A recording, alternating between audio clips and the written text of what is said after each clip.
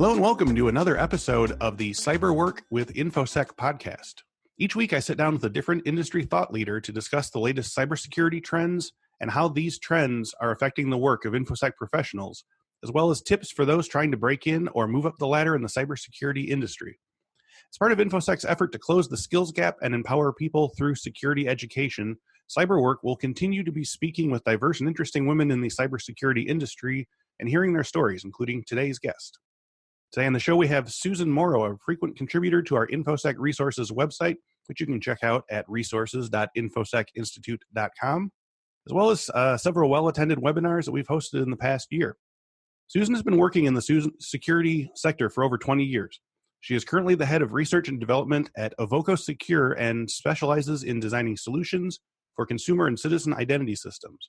She says that she has always tried to put the human being at the center of technology while balancing security, which can sometimes be quite a challenge. And today she is coming to speak with us about her experience of being a woman in the tech industry. Susan, thank you once again for being here. Thank you, Chris. Hello. Hi. So to start at the very beginning, how and when did you first get started in computers and security, and where did the interest come from? Oh, gosh. Okay. So my original profession was as an analytical chemist in industry. And I was quite a few years in the labs, analysing things, running labs, that type of thing. Yep. And it's a long story, but I transitioned through that into, I did also shortly, for a brief period, was a science teacher. Okay. So my background is actually in science. Yeah. I feel like a scientist rather than a technologist. It's really weird. I can't even shake that. Yeah. My original career was in science, and then I moved over to tech because myself and my partner were originally working on scientific software, just to sort of make money on the side. You know, chemists are poorly paid. Right. Yeah, that's where the money is. Yeah. We really wanted to work together as well. Yeah. We enjoyed being together, wanted to work together. What we do, I know what. In those days, you could start a company in your bedroom. Yeah, sure. We literally did. We sold one of the world's largest installs of security software to a major Fortune 500 company, and they probably still don't know to this day. I mean, this was years ago, so I'm saying this now. It was written, created, bagged up the lot in our bedroom. Wow. I know. When would this have been? This would have been early 90s. Wow. Okay. Yeah, absolutely. Early 90s. And anyway. Was it just for one client, or did you sell it to multiple people, or was it a custom? Yeah, so it was, we got the break from SC Magazine. Oh, yeah. I know SC Magazine, yeah. So I noted that they were running reviews of products, which they still do. Yeah. And if you're doing it, go to SC Magazine. And I said, let's just send it and see what they say, naively. Yeah, right. Naivety is a wonderful thing. And sent it off. We got 5 stars. And wow. The product was a file and folder level encryption product. Okay. And a big Fortune 500 company needed that. They didn't care. They just wanted to know that it worked, it did the job. Yep. And we got a massive deal, and we were able to quit our jobs and start the company properly. I love it. Now, did you get the gig based on the 5-star review in SE? Yes, exactly. Oh, I love it. Oh, it's even better. Yeah, that's great. So I know you, as someone who wears a lot of different hats, but so could you tell me a little bit about your various roles with Avoco Security and some of your other projects? This is like another company on the whole first company. It's a very long, complicated story that could be turned into a book. Okay. I'm not going to put it there, but I learned a lot from that company. I basically learned everything to do with the business and the business of security. Okay. Yeah. So in Avoco started off as a rights management company, and I sort of took the knowledge from the first company, which was in access control, that type of thing, and applied it to rights management, which has an access control layer. Obviously, it's a bit more complicated than that. We soon found out, sort of when the perimeter started to be broken and became more fuzzy, we found out that access control is actually a very complicated thing. And in the old days, when I say old days, I'm talking about 15 years ago. Right. You could probably use something like Active Directory to control access to content. Mm-hmm. Then the internet became ubiquitous. People were trying to share content with outside parties, didn't have Active Directory accounts. What do? Certificates? Nobody wants to use personal certificates, they're too complicated. Yeah.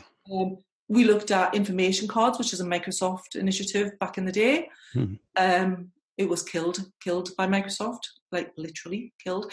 So we started thinking, oh, identity. Now there's a space opening up for identity that crosses cloud-based identity as a service that crosses perimeters. Okay, so this was probably right at the headwaters of cloud. Yeah, I mean, we knew nothing really about identity at that point. But this was going back about 10 years. Okay.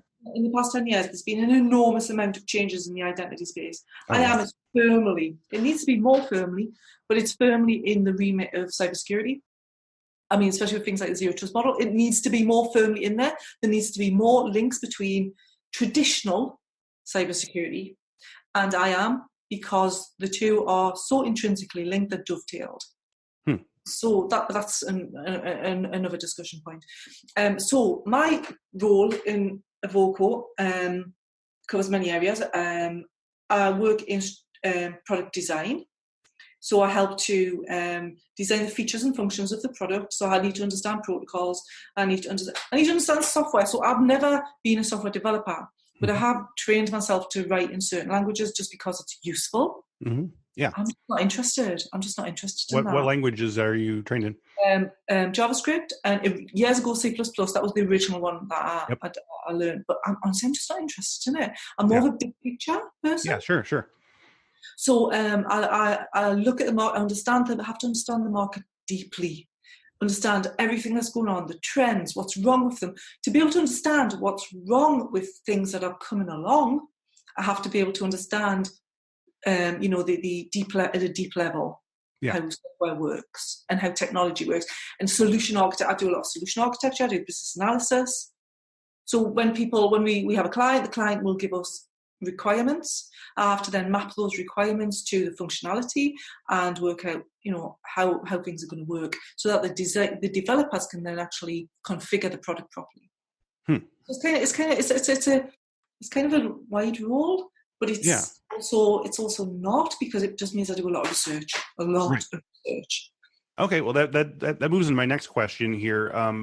I realize, most people, especially if you're, owning a company or, high level exec or whatever, your days are different. But could you sort of walk me through an approximation of your average day? Like, how many plates or projects are you spinning at any given time? And what are, some of your favorite parts of your current projects, and what do you find most frustrating?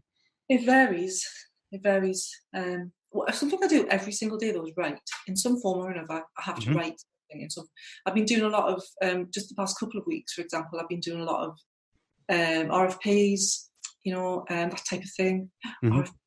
I find them very boring to do. But to be able to do them, you have to really be able to, again, do this requirement analysis. It's that kind of like mapping things back and being able to see like the big picture and pulling pieces in, but also doing it in such a way that you optimize your time, people's time in the company with, what the value of the project is, that type of thing. So there's all that going on. So I don't do it on my own, obviously. I do have my little helpers. Just sure. Look at your big helpers, really, and I couldn't do it without you. How many helpers do you have? Oh, no, actually, very few. We're a very small company. Okay. But they're very, very, very talented people. So they're incredibly helpful. So I do. The past few weeks, there's been a lot of focus on that. But then I might have a period where, for example, I have to do an enormous amount of things like working out user journey analysis and writing out. I mean, the last mega project that we did was the UK government Verify system. And that was a big project. So we were the technology behind two of the big brands that gave the citizens in the UK identities. So I had to write this user journey document, which was and I had to write it in such a way that I could give it to the developers, who could then configure the platform in such a way that so the system architect could take it and develop the configuration that would match the requirements. So I had to do an enormous amount of work on user journeys, and because it was a very complicated system with many moving parts across a massively wide demographic, and I had to the UX of it was very complex. Wow. That was a massive job. It took months to do that. Wow. So that was one of my main jobs, and that took a lot of my bandwidth. And when I'm doing things like that, it's very difficult for me to fit other things in. Yeah. You know, but what I like doing the best, and there's not always a remit for this, but when I get the opportunity, what I like doing best, I think, is to take an idea for maybe an extra function or maybe a new component. Well, I mean, the product that we have is actually an API. So what I'm talking about here is a different expression of the API to productize it. That is one of my favourite jobs to do. So design specs around productization, you know, using API features or maybe what is the appeal of that specific task? I think it's because I can link what I know about the market and what the market wants. And by market, I mean people, what people want, with the remit of identity data and personal data. And just being able to map those two things together, and then at the end of it, get like what is essentially, it becomes like almost like a baby. It's like I like to garden when I get the chance. Yeah. And you grow a plant, it's the same sort of thing. You know, you put the seed in, and you water it, and you give it food, and you watch it grow, and then you know you might sort of like take clippings from it, and so on. It's the same sort of thing. It's like it feels like you're growing something. I love that. Yeah. So I mean, based on, you know, what you're telling me about these huge projects, I'm guessing you're not really keeping banker's hours. Like how many hours a day are you sort of working on your various projects? I've never really thought about it as a 9-to-5 job. Yeah. It's not a 9-to-5 job. But try not to work in the mornings anymore, because I've been told off by a therapist for doing that because it interferes with my mental health. So try not to do that in the morning. And I was because I tend to get up early, and I was like going immediately to the computer and working. But now I try to watch things like Community and Parks and Recreation. Oh, there you go. Start on a lower gear to start with. Yeah, exactly. Work your way into it. Okay, Yeah. so that's a really interesting point. So you're sort of easing back a little bit, but it seems like, I mean, do you sort of stop at a certain point of the day? Is there a point where your brain shuts off, or are you still up at 10, 11 at night? And No, I stop, and I do this on purpose now. And this is something that I taught myself to do again, because I didn't stop, and it's really important. Now, I'm lucky in my life that I don't have small children. Yeah. Yeah. No, my children are grown up. Right. But this is particularly important if you've got small children. And I had to force myself to do this. I now have a cut-off point. And when I started in this company, which has been going for 13 years now, when I started in this company, I was so used to working all the hours God sends, right, that when I came to this company, I started to myself, Susan, you've got to stop, and you've got to have a cut-off point and tell everybody from day one, this is my cut-off point, and I don't work out. I mean, I do. Yeah, I do. But, you know... but they don't have to know that. They don't have to know that, and they respect it. And they do sometimes ring me up at like 8, 9 o'clock, and I do take the call, because in the main they respect it. In the main, so if they ring me, it must be important. Absolutely, I think that's a really good. Everyone needs to know that. Like, you need to set boundaries and make people respect them. Yeah, it's absolutely crucial. You make yourself very ill, and I did at one point get very ill because of overwork. Oh yeah, no, you can't be on all hours of the day. So, so moving on, you recently wrote an article for our site, resources.infosecinstitute.com, titled 10 Women in Cybersecurity to Know. And you included a bit of autobiography at the start, specifically about the days when the only women on the floor of a cybersecurity conference were the so-called booth babes. As you noted, the women of these conferences at the time weren't really there to bring knowledge or insight, but were as a kind of prize for the male attendees. And obviously things have changed a bit in the intervening years, but obviously a lot more is needed. You posted a tweet from a colleague that expressed anger that this kind of thing is still going on. With platforms like Twitter making it harder to pretend that organizers didn't get the negative feedback for their actions, do you think that speaking up about these things in public spaces is making any difference? Yes, definitely. Yeah. I mean, to be perfectly honest, back in the day, I didn't have a lot of confidence to speak up about things like that. I've had some bad experiences. and it took a lot of maturity to build my confidence. Mm-hmm. A lot of younger women now seem to have the confidence that I lacked, and they're not frightened of standing up, and it's made a massive difference. And I'm really grateful to them for like having the courage to say this is wrong. I mean, when I think back, I feel quite ashamed that I didn't, pull people up under certain circumstances, when they embarrassed me and it made me feel ashamed and were outrageously sexist to me. I didn't say anything to them. I should have said something to them, but I was fearful of my job and upsetting people and, that type of thing. But no, people stand up. Now, it upsets a lot of people. And I know that there's a little bit of a backlash and men are thinking, oh God, not another whining woman, right? And, I get it, like, because it would be really annoying. It would be really annoying because it does feel like sudden, like, tsunami of angry women. Right. But, oh my God, the alternative is to have submissive, suppressed women. Do you really want that? Do you really want that? Mm-hmm. Gosh, we need to work together in this world, especially in cybersecurity, because it touches everything now. Yes. We have to work together. We'll have to all use our talents together. Yeah. So I'm grateful for those young women who've got the courage to speak up. I think I would also, note that, for the younger women now who are able to speak up, like they're able to do it because, people 20 years ago, like yourself, were able to do, and that there's with more and more, women, you have, this sort of union of people who have your back and people in leadership who have your back. And I mean, there's a lot of that can only help. Women in tech, women in cybersecurity, women in identity. Yeah. There's a lot of groups as well. Can I tell you a funny story the other day? Yeah. So I'm a member of Women in Identity, right? Which is a support group. It's not just actually for women, it's actually for men and women, but it's a support group to try and encourage more women to have voices in the industry.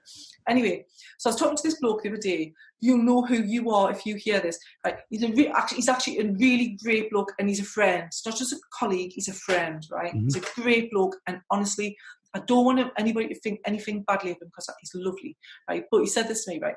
So we're talking about women identity, and the conversation went something like this. Oh, yeah, women identity, that's just like all women together, like just like looking after each other, and that you've got all you powerful women and you can open doors for each other. He's a consultant. You can open doors for each other. And I burst out laughing. I almost went into accent there. I said, you have got to be kidding me. I said, do you mean like a bit like the old boys network? Do you think like just like that, like that?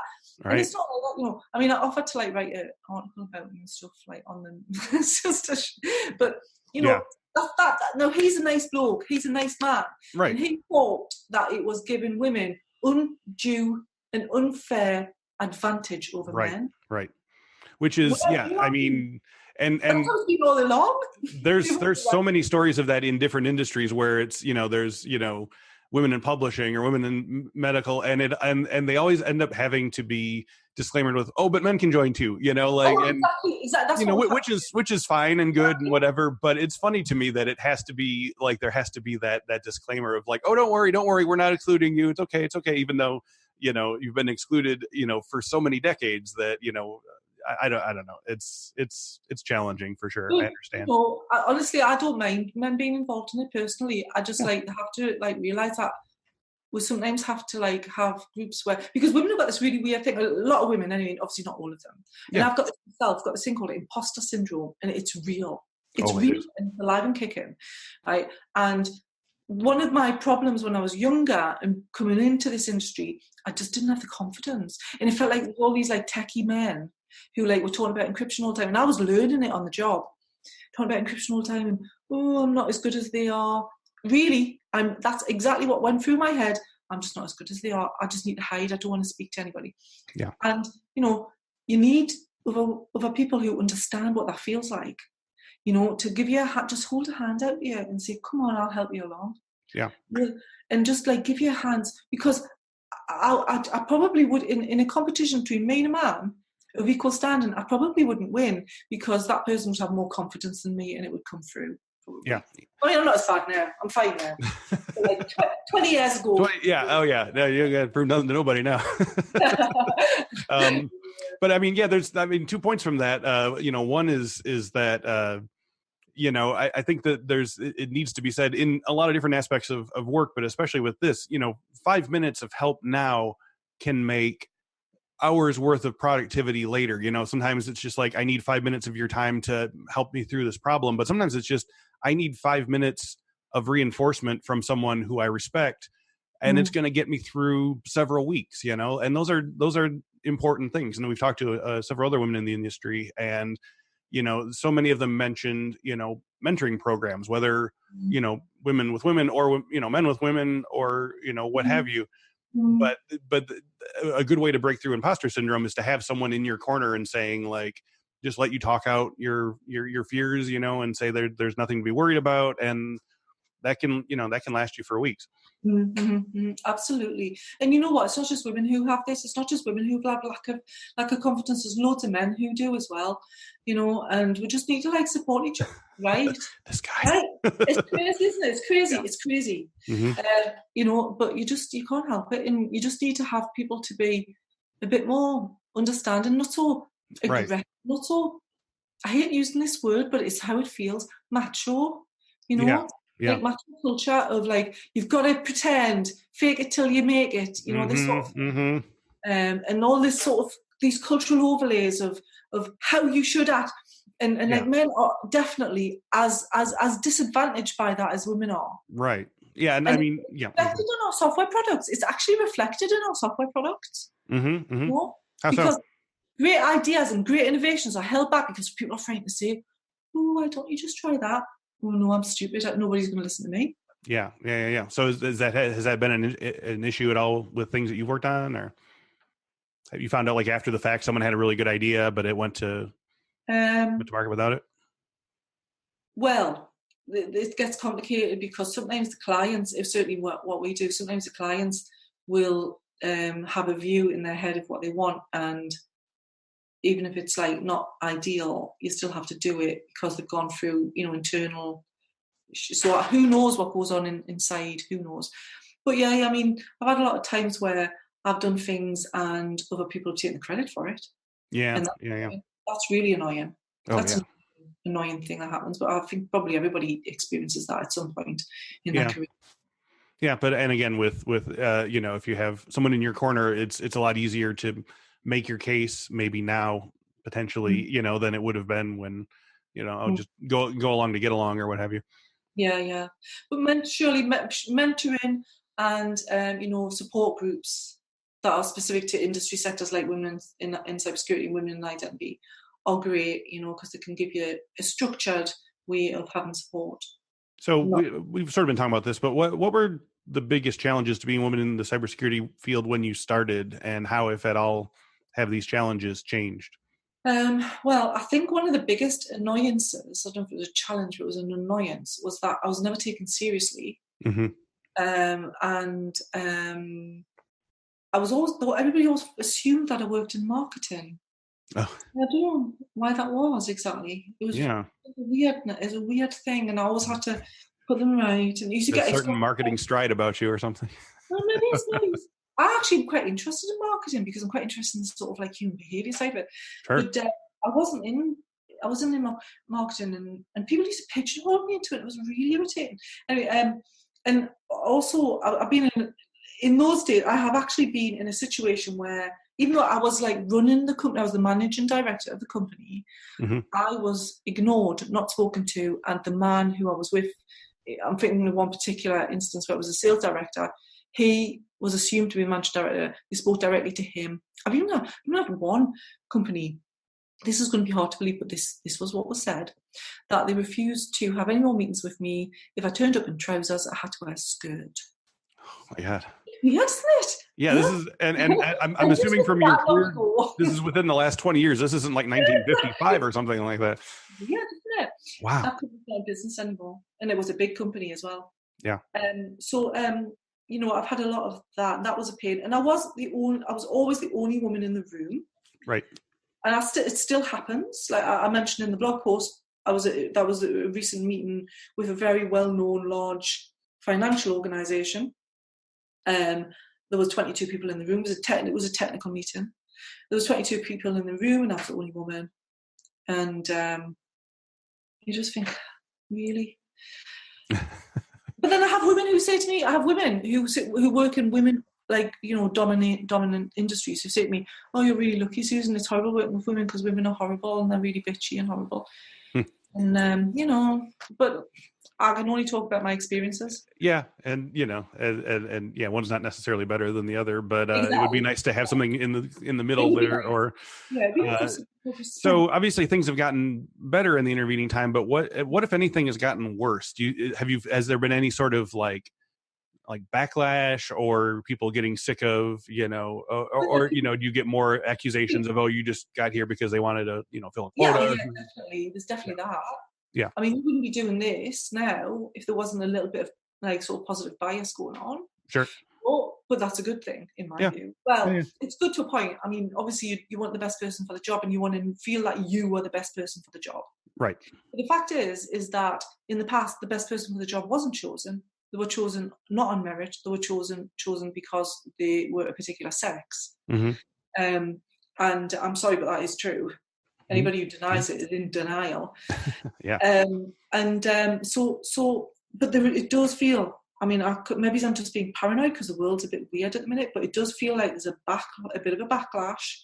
Certain things are afoot and people are angry about it and they don't want this to happen. And there is a bit like, you know, in the 70s when there was I mean, I was still a kid then, so I don't remember it directly, but from what I've heard, in the 70s when women were, you know, raising consciousness, they called it then. Sure. And feminism was, first wave of feminism was happening. I don't know if that actually was a first wave of feminism, actually. But anyway, they had a lot of backlash then, if you remember. Men would like, and in fact, I do remember this actually even as a kid. Oh, they're taking our jobs, women are taking our jobs, get back to the kitchen, you know, type of thing. Oh, sure. There's a little bit of an undercurrent of that again, just a little bit. Yeah. I'm picking up in certain places. Yeah. It makes me feel uncomfortable. But what I will say is that I don't know if that's just my experience, but I am surrounded by really, really great men, right, who will fight that for me. Not just allow me to do it, but they'll come and fight that for me. I do know some not very nice men who are part of that whole thing, but a vast majority of men in my life will actively fight against that. Now, I don't know if that existed in the 70s or not. Yeah. So we've talked about a lot of them, but what negative aspects and ingrained behaviors of the industry do you think are most likely to push away women who might otherwise be inclined to get involved in cybersecurity? Yeah, I mean, cybersecurity is still a little bit this feeling that you have to be a software developer to be involved in it. Yeah. And it does seem to be like, so you know, there's, you know, going back to these groups, there's a lot of groups for women and try and get women involved in software development. Now, I've got a view of software development that might not be held by everybody, but I think that the way software development is going is becoming a lot more, well, let's put it this way, when I was like first doing the C++, it was blooming hard work. Maybe that's why I don't do it, because it was really, really, it's a really hard language to learn. You have to put a lot of things in your head and, you know, all the variables and code variables and that. But now you can pick up a language really quickly.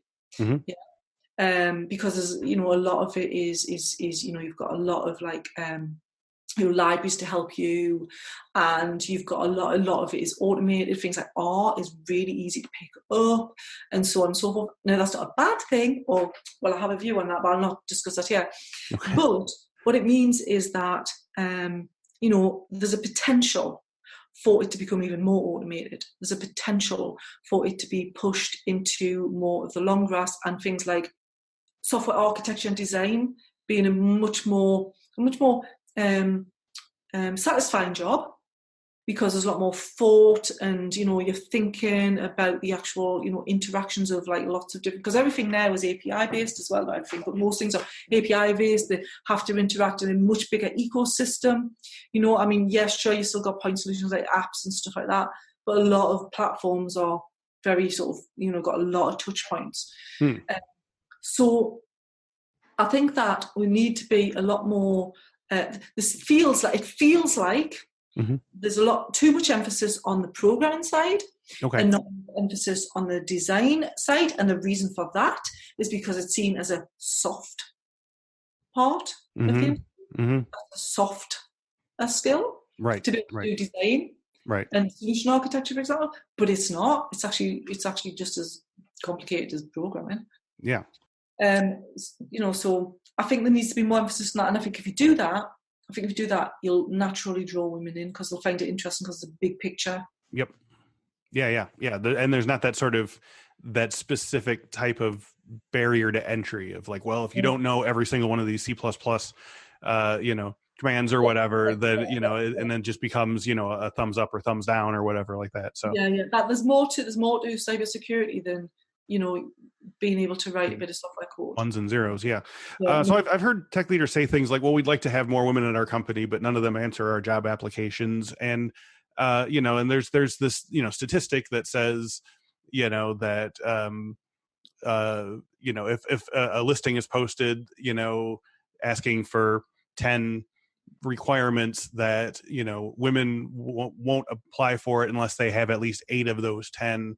But a lot of men will apply for it even if they have 2 or 3 of those 10. And again, it speaks to a confidence differential. But do you think crafting job listings and targeting them correctly is a part of the process of finding and recruiting diverse candidates?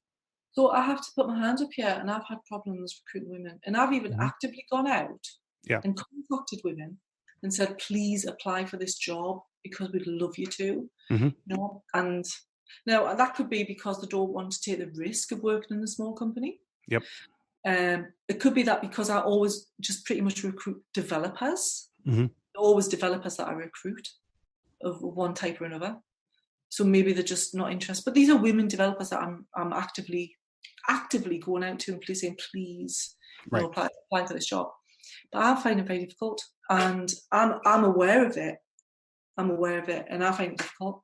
I mean, the trouble is that if you're looking for a very specific type of person, developer we're talking about here, if you're looking for a very specific developer, they have to have a particular list of skills, unless you're prepared to train them on the job or whatever. But if you're looking for an experienced developer, there's a set of skills and you have to list them, But yeah, sure, lack of confidence must play a part in that.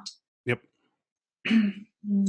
So obviously you're a strong advocate for the goal of creating gender parity and racial parity in cybersecurity, including in management and leadership roles. And I've talked with a few other leaders about this. And this is sort of a multifaceted challenge because it's not just a matter of getting lots of women in at the entry level. There has to be this sort of deep bench that allows you to sort of hire into management and hire into these leadership roles and even stakeholder positions. And it requires undoing decades of industry-wide short-sightedness at the most charitable and outright discrimination at the worst. So what are some of the most vital strategies, do you think, to bring more women and minority professionals into the cybersecurity profession at all levels, not just help desk or what have you? Yeah, that's a really hard question to answer because it needs to have it like it's a cultural thing. And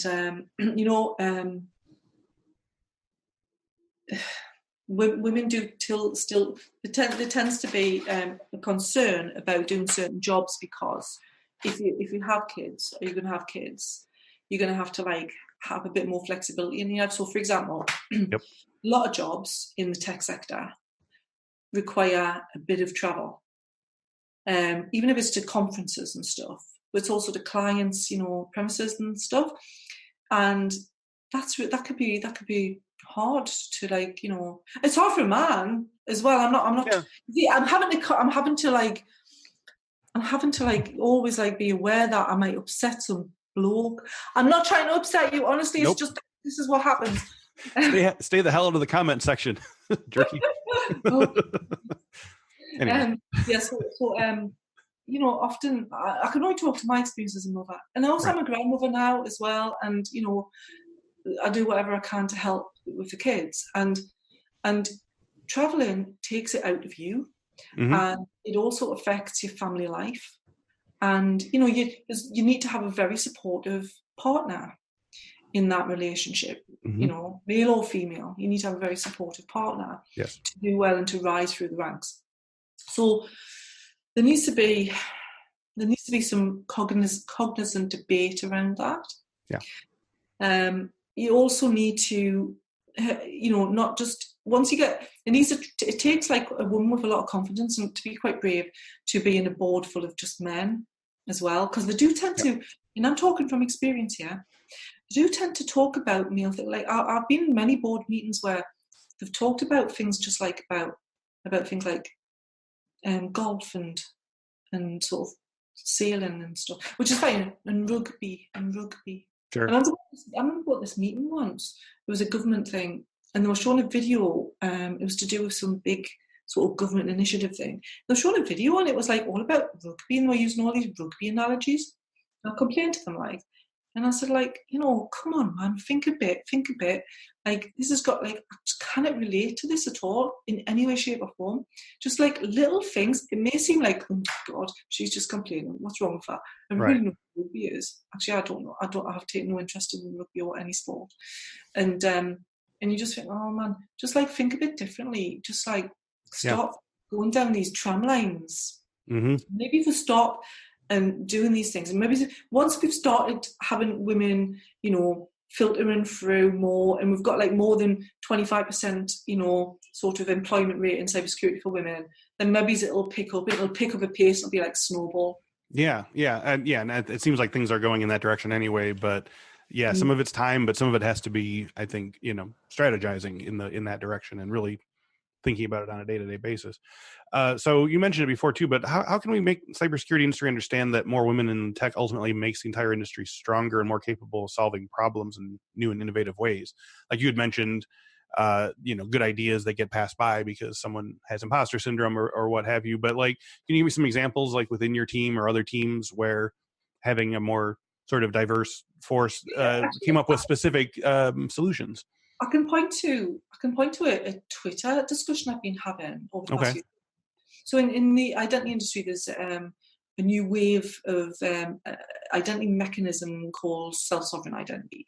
It's kind of based on distributed ledger technology, and it's about giving user control back to the individual, you know, of their identity attributes, verified claims, and the discussion that has been going on in Twitter is between a group of people who are quite diverse. There's women, there's men, there's developers, there's lawyers, there's anthropologists, there's product designers, there's protocol specialists, a whole group of people, right, discussing some of the sort of complexities of the commercial setting of these new type of way of sharing data. Mm-hmm.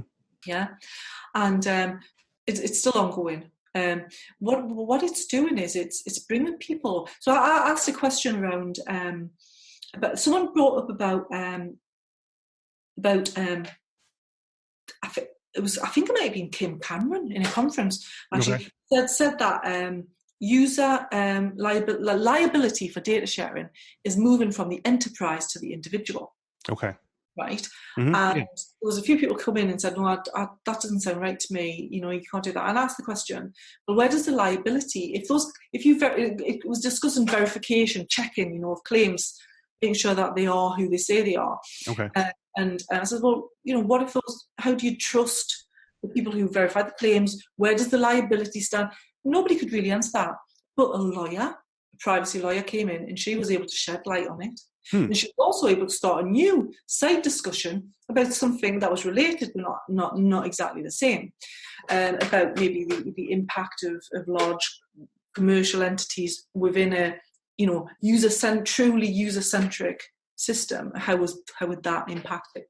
What that does is, because of all those different people from all different disciplines, and men, women, old, young, you know, they were able to open up a debate that there is no way that, in fact, one of the blokes who was on said to me, well, I'm going to bring some of these ideas through into some of our development calls, because it's always developers on those calls, and we'll be able to like discuss these issues. The only way to do it is to allow people to have a say. Yeah. And I think that also requires, oh, go ahead, I'm sorry. I was also saying, it does everybody good, because at the end you get better products. Yeah. The product more rounded. I did an article for someone recently in the UK about disability and identity systems. Unless you've actually experienced a disability, it's very difficult for you to understand a little tiny thing that may seem nothing to you, but to someone whose fingers don't work very well, they can't do. Yeah. Yeah. And unless you've got people who've got a very wide experience when you're designing software products and designing security and identity products, if you can't put those things in. Make friends with someone with a chronic illness of any sort. Boy, you will see all sorts of aspects of the world differently. True. Exactly. Also, I was going to point. I'm sorry, I didn't mean to stomp over it, but I was going to mention that in addition to having diverse voices on the table, but there also needs to be a move towards actually listening to even the most initially unlikely explanations and really processing them. It involves getting away from a sort of we started with the solution and we just want you to reinforce the solution for us kind of mindset. Yeah, there needs to be an open mic. Yep. An open mic culture in cybersecurity, because you mustn't be frightened to say, because like I used to be like this, I don't give a nearly swore. No. I don't care anymore, right, about this. Right? I don't care if I'm right or wrong, or if I look like I'm stupid, because I've got the point in my life where whatever. Yeah. Right? But people are frightened to speak up because they feel that they'll be embarrassed and ashamed, and people will think they're stupid. Mm-hmm. There's no such thing as stupid in cybersecurity. There's no such thing as stupid in cybersecurity. Mm-hmm. There's only questions not asked. Yeah. We need to ask them, because tell you what, the cyber criminals will be asking them of themselves. Yeah. They are a clever lot. They know what they're doing. We need to get one step above them, and we can't do it without really understanding human beings and allowing human beings to speak. Yeah. That's a really good point. Like almost everything involving breaches or whatever is involving some somewhat arcane aspect of human nature that someone hadn't thought to watch out for, and then if you're not in front of it, then you're behind it. So because you can harden your platforms and follow OWASP's top 10 as much as you want, right? But someone clicks on a phishing email and you haven't and even with second factor vector yet. Even with second factor authentication, there's ways around. You put a Trojan on your mobile phone, and Yeah. No, it's a war of attrition. So having worked in security for more than 20 years, what tips would you give to women entering the world of security now? Try not to be too scared of what you come across, and don't let it faze you. Do as much reading around the subject as you can, because it's a big subject. Yeah. Try and see outside of the things like the sort of hardcore anatomy of a hack type of thing. They're important. They're really important, because you need to understand what you're up against. But also look at the wider scope of cybersecurity. See it as a more of a holistic exercise, because that's what it is. Because find your focus. You might find a focus in a particular area which you're really good at. If you can find your focus quickly, great. But have a look around, because it's a big space, big space, and getting bigger. And don't be scared. Ask questions, and try and find a mentor. Try and find a group that you can join, of supportive women, and just take care out there, man. Yeah. So what do you think, as we wrap up here, what are some of the major challenges to be addressed in this regard in bringing increased representation of women, minority professionals into the industry? Where do you see all this going as things change? It's really difficult to predict that, because human nature's up and down. What's okay one month is not so okay the next. Yep. Just saw today that Alabama have passed a quite restrictive anti-abortion law. I would never have thought that of the US. So you just don't know what happens around the corner. You don't know how things change, patterns of behaviour change, cultural changes. But I'm hoping that we all come together, that we all realise each other's strengths and weaknesses, that we work together, and that men and women are equal, and it's recognised that we're different, we're different, but equal. Yeah. And those differences can actually become our strengths together. We're all going to get through this together. Susan, I could talk to you for hours, but thank you again for being here today, and thank you for all your insights. Really appreciate it. Thank you, Chris. Speak to you soon. And thank you all for listening and watching. If you enjoyed today's video, you can find many more on our YouTube page. Just go to YouTube and type in Cyberwork with Infosec to check out our collection of tutorials, interviews, and past webinars. If you'd rather have us in your ears during your workday, all of our videos, including this one, are available as audio podcasts. Just search Cyberwork with Infosec in your favorite podcast app of choice. See the current promotional offers available for podcast listeners and to learn more about our Infosec Pro live boot camps, Infosec Skills on-demand training library, and Infosec IQ security awareness and training platform, go to infosecinstitute.com/podcast, infosecinstitute.com/podcast, or click the link in the description below. Thank you once again to Susan Morrow at Avoco Security, and thank you all for watching and listening. We'll speak to you next week.